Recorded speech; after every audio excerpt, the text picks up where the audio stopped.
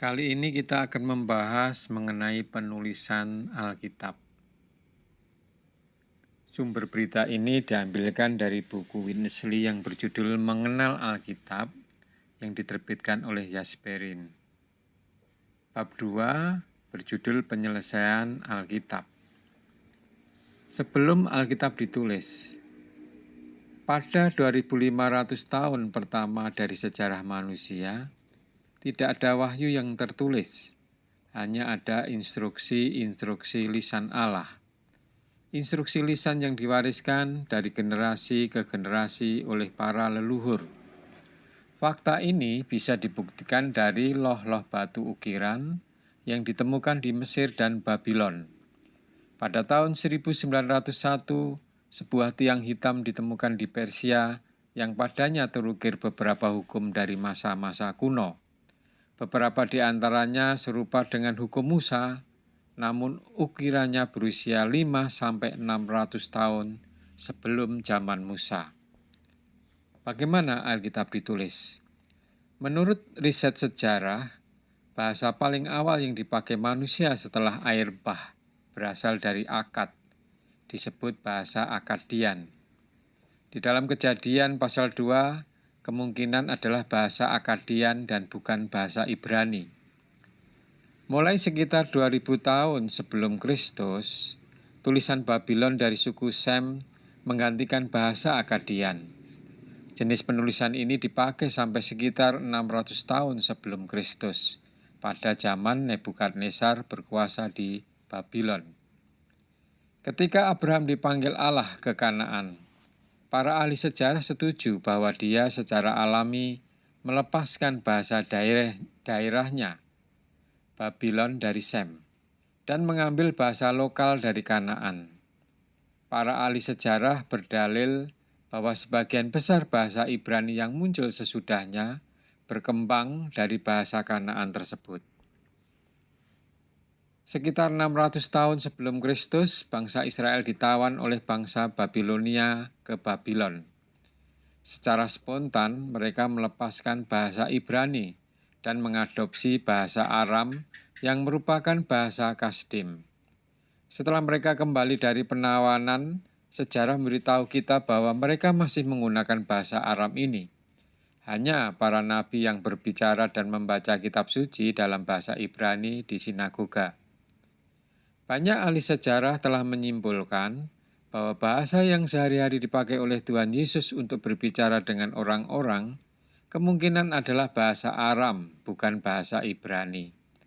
Contohnya di Markus, kitab Markus pasal 5 ayat 41 tertulis Talitakum, dan di dalam kitab Markus pasal 15 ayat 34 tertulis Eloi Eloi lama sabaktani.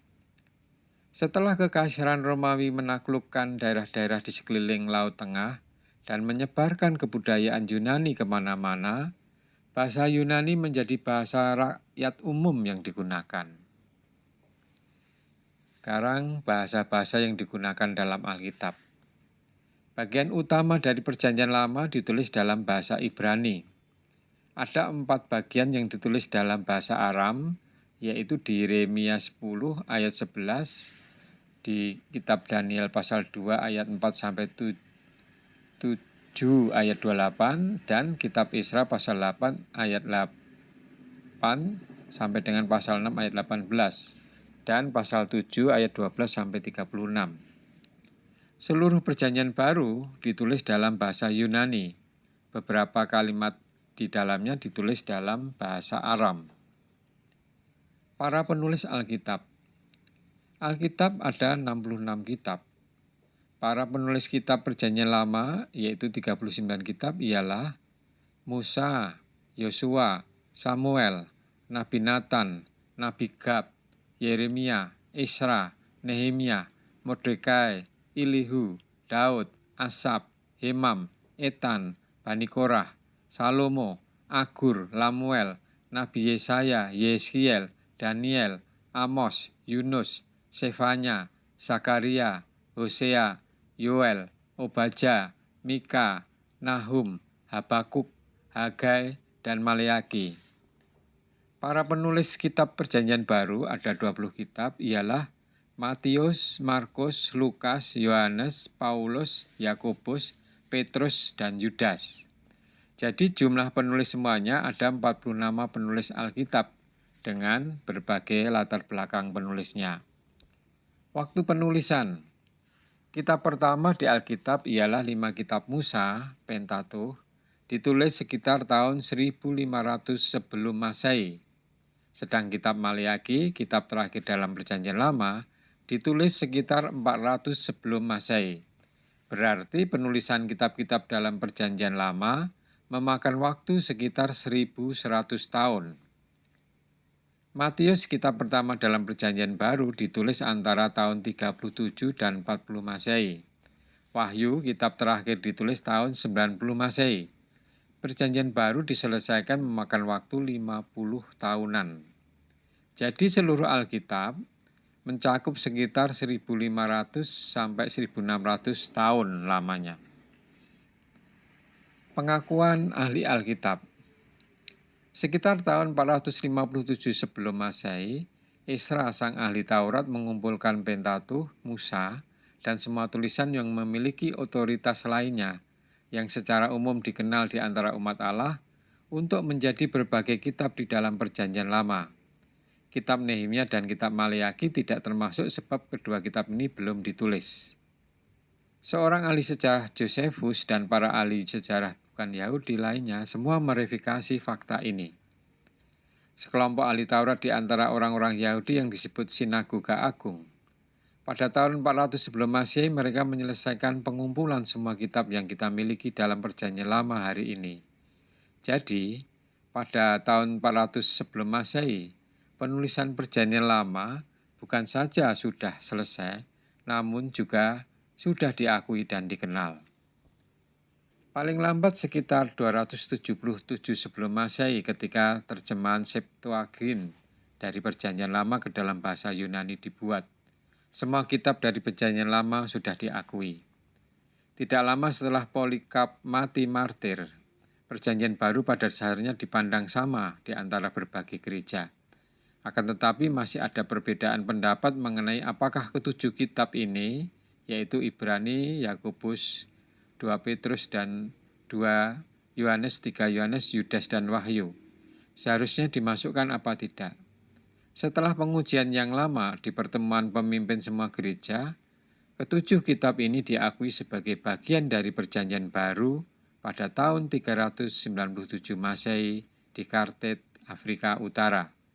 Jadi, pada tahun 397 Masehi, dalam pertemuan di Kartet, seluruh Alkitab mencakup Perjanjian Lama dan Perjanjian Baru, diakui dan dikenal oleh umat Allah. Urutan kitab-kitab Alkitab. Perjanjian Lama. Pengaturan yang kita miliki hari ini, urutan yang adopsi dalam Septuagint. Pada 277 sebelum Masehi, 70 orang ahli Taurat mengatur ulang urutan kitab-kitab itu. Kitab-kitab ini diatur dengan cukup tepat menurut konteks rohaninya, dan para pelajar Alkitab mengakui kedaulatan Allah dalam pengaturan ini. Pada permulaan zaman gereja, bapak-bapak cenderung menganggap Perjanjian Lama sebagai 22 kitab berkaitan dengan ke-22 alfabet Ibrani. Beberapa judul dari kitab Perjanjian Lama juga baru kali ini digunakan oleh Septuagint. Misalnya, judul asli dari Kejadian adalah permulaan. Judul asli dari kitab Samuel adalah diberi dari Allah. Judul asli dari kitab Yesaya adalah keselamatan Yehova, yaitu makna dari Yesaya. Di dalam Perjanjian Baru, sejak 397 Masehi, kitab-kitab dan urutan Perjanjian Baru menjadi seperti yang kita miliki hari ini. Sekarang mengenai kitab-kitab yang namanya Apokrifa. Ada 14 kitab dari Apokrifa yang tidak termasuk dalam Alkitab. Josephus, abad pertama Masehi, menganggap bahwa Perjanjian Lama mencakup Apokrifa sebelum 227 sebelum Masehi adalah tidak benar. Jika ke-14 kitab Apokrifa sudah ada di antara kitab-kitab Perjanjian Lama, Tuhan dan para rasul pasti sudah mengutip kitab-kitab ini. Lutheran dengan tegas menolak kitab-kitab apokrifa ini terinspirasi secara ilahi. Tanggal 8 April 1546, Gereja Katolik Roma mengadakan pertemuan di Trent yang langsung dipimpin Paus. Mulai saat itu, kitab-kitab apokrifa ini tercakup dalam Alkitab Katolik Roma.